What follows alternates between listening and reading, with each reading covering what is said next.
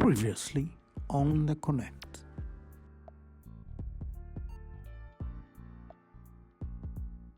It's good to understand the value but not convert every single thing. I also learned that there's people around you. Even if you think you're alone, which I did in other stories to come, it's a process. And I also learned to trust the process because, well, for me, I was excited to come here, but there's so many bumps along the road that I thought, have I made the right decision coming here? Was it too early, like I was told?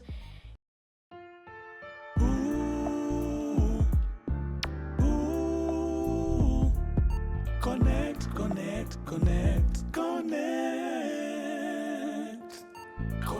Kupata information unataka. Connect. Life ni journey pia ni process. Connect. For every step una make, it brings a different outcome. It always comes together. Everything in life is a process. Life is a journey. Believe in the process. Inspiring, informing, and impacting. This is the Connect.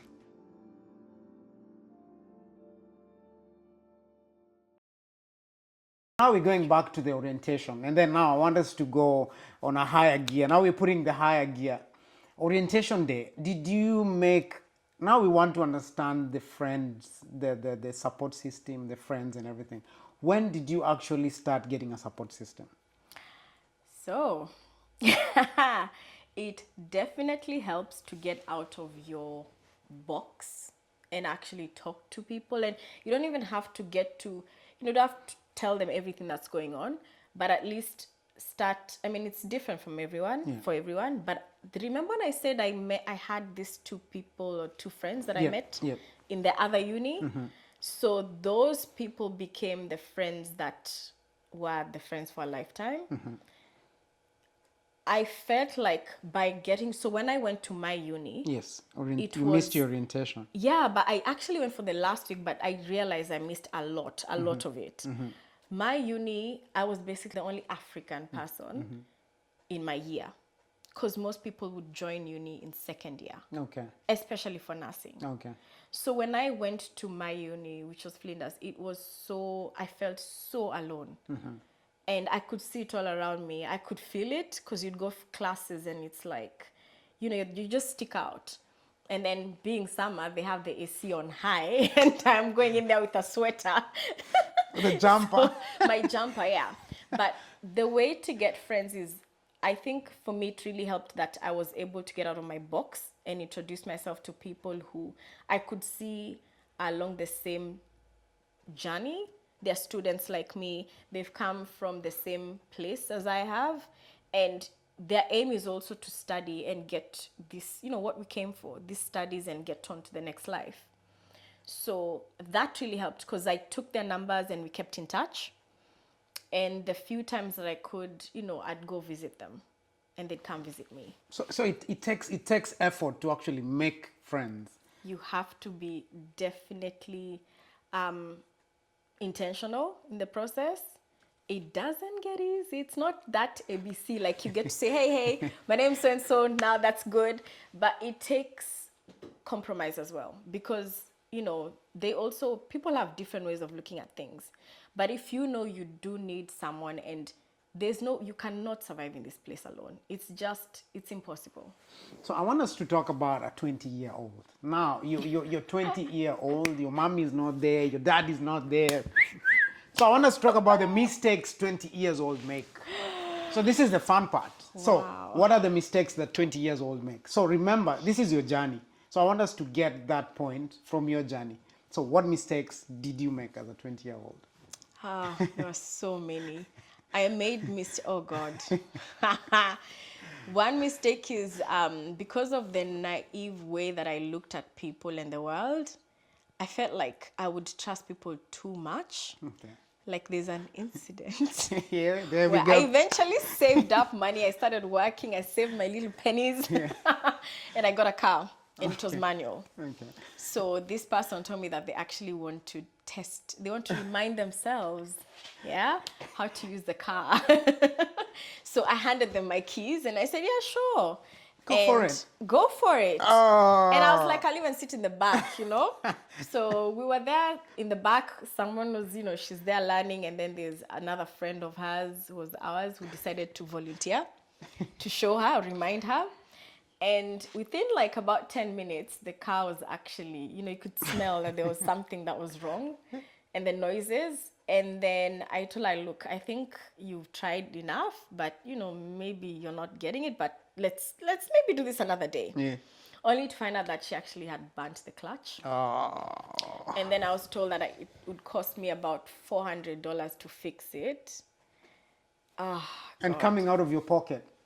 Out of my pocket. And I've just started working. And I've just gotten this car, like literally not even a month after. So that really broke my heart because, we were young. And at that point, that girl said that she, it wasn't her fault and she had nothing to do with it. And so that's your problem because it's your car. So Of course. So that's one of the lessons. Did you go out partying, and Yes. were there lessons out there? Because you are 20-year-old. So we are talking about the 20-year-olds out there. Because when I was 20-year-old, I wasn't in Australia, I was in Kenya. But my story was different. So I want to hear from a 20-year-old that's another thing. in Australia. So that's another thing. I felt like what people were experiencing. Like, can I just say, first thing is, I feel like you lose your identity. Okay. Because you're stuck between home and here. Somewhere in between, because you don't fit in both Anyway, worlds. uh-huh. You'd see your friends and on Facebook, that time there was Facebook, they are enjoying life, they're partying. Here, you're just like, okay, I can try the party life. And yes, I did. I partied Monday to Monday. Monday to Monday. Because I was told, as long as I'm okay with my studies, I was like, why not? But then again, you still feel like you don't fit in, because if you're constantly partying, you kind of don't get that relation or build friends, or you're taking time Real to get to know people, friends. like real conversations, like people will sit down and tell you this is how to navigate life. That you don't get that in parties. In a club, much. yeah. You don't get a club. But I also felt like it was a way of coping with things. So I did feel alone. I was very lonely, even if it seemed like I was enjoying life. I do remember struggling. I partied every day at some point. So here's another question. Now, and then we're gonna wrap up the part of the things, and then why were you feeling alone at that time? And you're having friends all over around you. I had a few friends, but yeah, that was more than most people would have. And even if I had that friend of mine who was always there for me, I still felt alone, because I think in my mind, I thought I needed a relative. Again, there was that sense of, everyone around me had someone to run to. Remember the two friends I said? They were twins, they were sisters. Yeah. So everyone had a sister or sibling or someone within Australia. But I felt alone because I didn't have No any family. close relative. Even if my aunt was here in Melbourne, I still didn't even know where she was. So there's that sense of loneliness, and you just know it's you. It's you and your problems, and it's just you who has to deal with it. But the way I look at things now is totally different. But 20-year-old Claire, I would have told my 20-year-old self to not look at things that way, because people have gone through these things. They've experienced it probably differently. And I feel like some people are actually trying to tell me how to navigate certain problems. But because I thought or felt like I was alone, I didn't quite listen and take it on. And I felt like coping was just keeping myself going out and, enjoying. But yeah. So how did you manage to come out of that? Well, there was one incident. I don't know how much time we have. But there was a point where I was looking for homes or a house or place to stay. Yeah. And so this is all this is happening while you're living in the shared house. Oh, no. So I moved from the shared house because it was too expensive. When I got my own money, I was like, I can't afford this. So I moved. Yeah. And so I moved into this, how people end up saying, because here that's what happens, yeah? Yeah. people end up offering a spared room Yeah. and they charge a certain fee. So in Adelaide at that time, it was around 100 to 150 Australian, like Yeah. tops. Yeah. So that was good for me. And it was 30 minutes from the house. Yeah. So I ended up living with this lady, and the agreement was that I would actually end up paying a bit more to cover a bit of shopping. Yeah.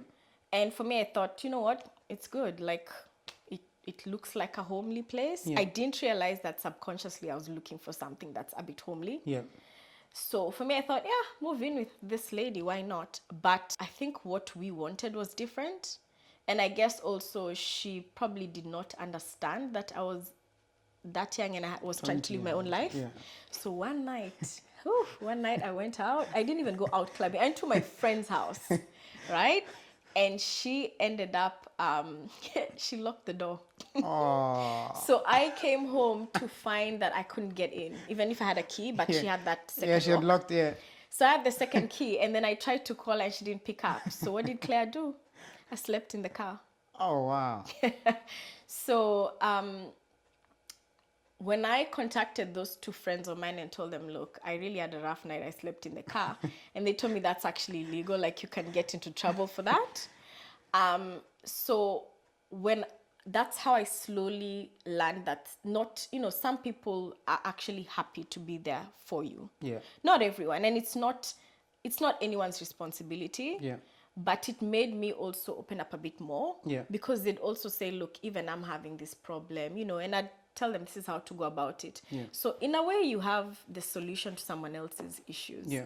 And if you don't talk, how would you know? Yeah. So, Yeah, you keep talking about two friends. I want you to help someone out there. Maybe they're trying to maybe get friends, or they're trying to learn how to keep friends.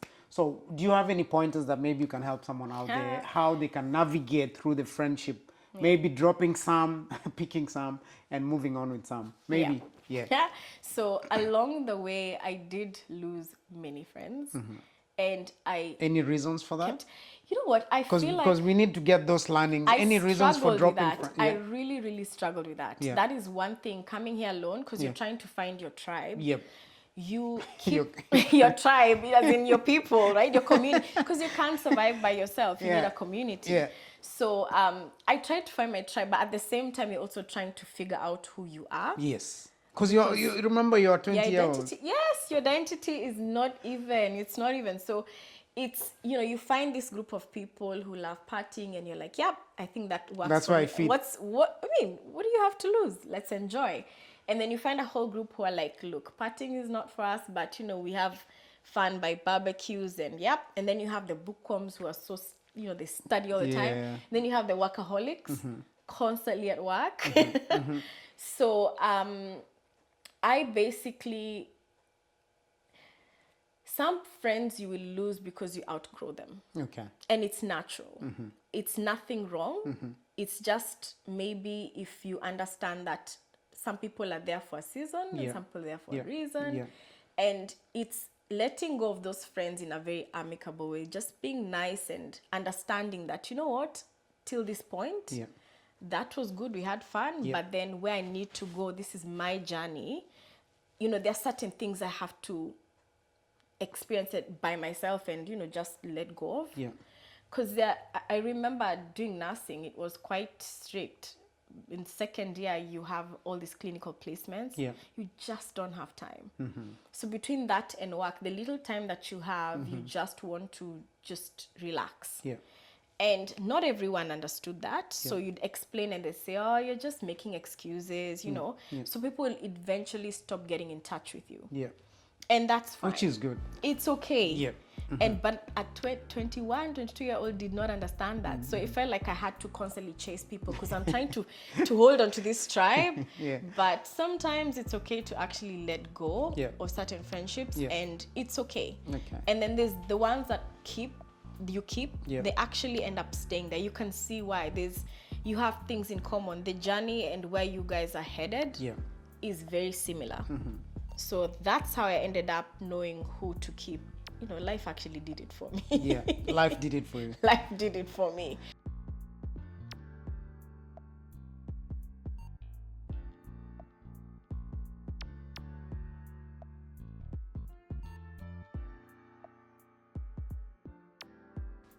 Hi, everybody, and welcome to another great episode of Wise Up. Today, we're going to talk about a very sensitive and a very great topic, which is friendship, relationships, and the community. It's always good to surround yourself with great friends and surround yourself with a community so that you're able to interact with different people and they can be able to know if there's something wrong with you, or they can even be able to support you through life. It's also proven that if you have a very great social connection, it is also good for your mental health and also your physical being.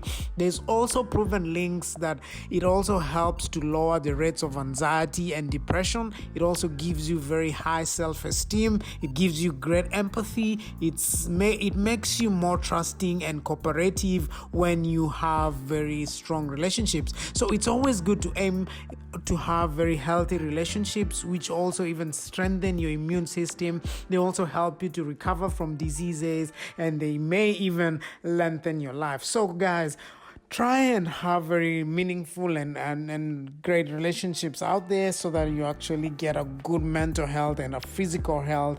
And it's always good to be a part of a community or part of a tribe so that you actually be able to have that sense of belonging and to get rid of feeling lonely and to try and fit in and have a sense of community. So guys, thank you so much for watching. Thank you for always subscribing and supporting our channel, and I shall catch you guys on the next episode of Wise Up.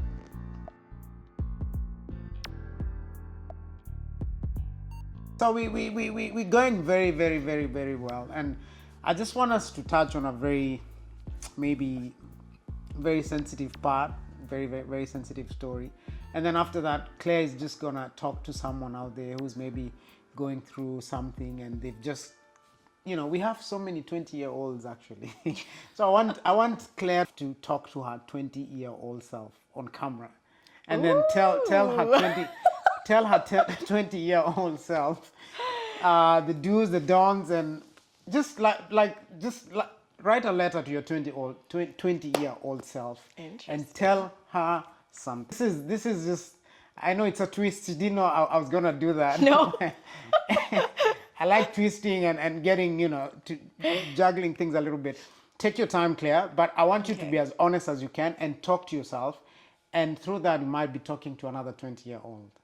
True. So that's your camera right there. I want you to talk to your 20-year-old self and just tell her something. Just write her a letter. So, dear 20-year-old Claire, the journey is going to be crazy. It's going to be filled with a lot of tears, a lot of sad moments. You're going to feel alone, but trust the process. Trust that God's going to get you through it all, and you are a strong person. Deep down in there, deep down in there, because at the end of the day, you decided to even come here on your own, and you decided to make that brave decision to actually fly here to do what you needed to do to get a better, life and build your own life. So that's not easy. So trust the process, Claire. Love yourself. Love yourself and have a lot of faith in yourself, because people will come along the way and tell you that you're not doing it properly, or you're going to fail, or you're not good enough. But love yourself to the core, because from that love you'll understand that you look at the world differently. I am future Claire, and life is beautiful. No, life is amazing. What? Like, you will enjoy it. And you'll learn that all these things that happen for a reason. And it's good that you've actually decided to take those things and not let them destroy you, but you've let them build you. That's it. Wow. So we're going on well, and we actually going towards wrapping up, but I want to ask Claire something. So Claire, where are you at now in life? Where I'm at. Because we started the journey when you just got to Adelaide, and then just tell us how you got through school, if you finished school, maybe you didn't finish school. We don't know. No one knows if you finished school, what you're doing, and how did you get through school, and how did you get to where you are right now? So I first of all, am living a beautiful life. At that time, I cried so much, like so many times I cried. There's been so many really bad moments. I had to come to Melbourne again. No, I had to come to Melbourne and I started uni all over again, Oh, wow. which is a story for another day. We're coming back for that story, people. You had it. We're coming back for story number 2. From Adelaide to Melbourne. Uh-huh. And I had That's to us. I have to come for that story, Claire. I know I had to that is the story. I had to start when I was told I had to start uni all over again. I lost it. Like I lost myself. Wow. Yeah, I did. That was hard. And thinking that, you've done everything and you're fine. So just to touch on that, you don't have to tell this. I promise I'll come for the story. But did you have to start all over again, the whole nursing? Or Pretty much. the whole... So I thought I was going to come here for 1 year, another extra year, because I finished 2 years there. When I came here, they told me, no, you actually have to finish 75% of the uni with one university. So I basically did another 2.5 years. Wow. Yep. But Claire here is a whole good community nurse. So Wow, which is good. Wow. Wow. So yeah. Wow. And I had visa issues. Those things happen. Honestly, like at that time I cried and I felt like it was the end of the world. Oh, every time I gave up. That's another thing. You will give up so many times, but waking up and still going at it is something that means that you still have something in you. What really drove you when you're at the brink or when you gave up? Because you said you gave up a few times. I want maybe you to help someone out there. What was the motivating factor behind you just bouncing back? So I have to say one thing I definitely tell people is please, normalize therapy. I think us coming from a community where we look down on these things and you think you have to be that completely broken for you to go therapy, that for me changed my life. That's a story for another day, but I'd say normalize therapy and do not close people out. Share, reach out to someone. And we're so many of us who are willing to actually help. So that is what actually pulled me out of that depression or whatever that phase was. The mental health space, yeah? Yeah. Wow. Yes. Claire is a community nurse, as you heard, and she's been through a very tough journey. Today we just touched a bit, a tip of the iceberg, This is part 1, Claire, and we're going to do a part 2, Claire, just to understand how was the gap in between changing school and coming to Melbourne. And through that, she said she's gone to a few therapy. We're going to understand how is the process, how do you get to go to therapy, how do you look after yourself. She's a community nurse. We're gonna do a few things with her as well, because she also has been through the journey. She's gone to therapy and she can help someone out there as well. Yeah. And just to look after your well-being, your mental space, all that. But tonight we just wanted Claire to tell us how she navigated life in Adelaide, making friends, how she makes friends, how she's kept relationships, how is she navigating through friendships, and how is she maintaining friendships. And then after that, we're gonna wrap up, and then she's gonna tell us how you can reach out to her if you need someone to talk to encourage you or whatever. And then today she's looking lovely. She had her makeup done. She's gonna tell us where her makeup was done, and then we're gonna leave the link below. But before that, I want Claire to tell us how is she navigating friendship and relationships at her age right now, because we talked about a 20-year-old Claire. Now we want to look at that age, Claire. I want to say X because I don't know her age. She's gonna tell us. So Claire. So, I'm 31 years old. I'm not shy with my age, mainly because also I think it also tells I've been here for what? Now this is 11th year. I'm actually, I'm in the process of getting my citizenship, so that's amazing. Oh, wow. Woo. I never thought I'd even get here. Honestly, I'm living the life that I never even dreamt I would have, honestly. And I'm really grateful to God for that, and my family and my friends. Now, my makeup, first of all, is done by carolee.beauty. Thank you. She's done an awesome job. You can find her on Instagram. I'm not sure about Facebook, but Instagram. And you can reach out to me on my Instagram page, which is Ms. Sherry. And I think he will help you with the link. The other question is, how do I navigate friends now? Now, the question of friendship, it's not something you're ever going to stop learning. I still have so much to learn, but now I've found that by loving myself, it takes the ease off other people and my expectations. So I'm able to take people for a bit of who they are and understand. There's definitely gonna be rough times with friends, but I've also learned that people deal with things differently, and how I deal with them, it's not how, like some people don't, they take time before they want to talk about an issue that's not, made them happy. It's also important to know that you're not perfect, and it's easier said than done.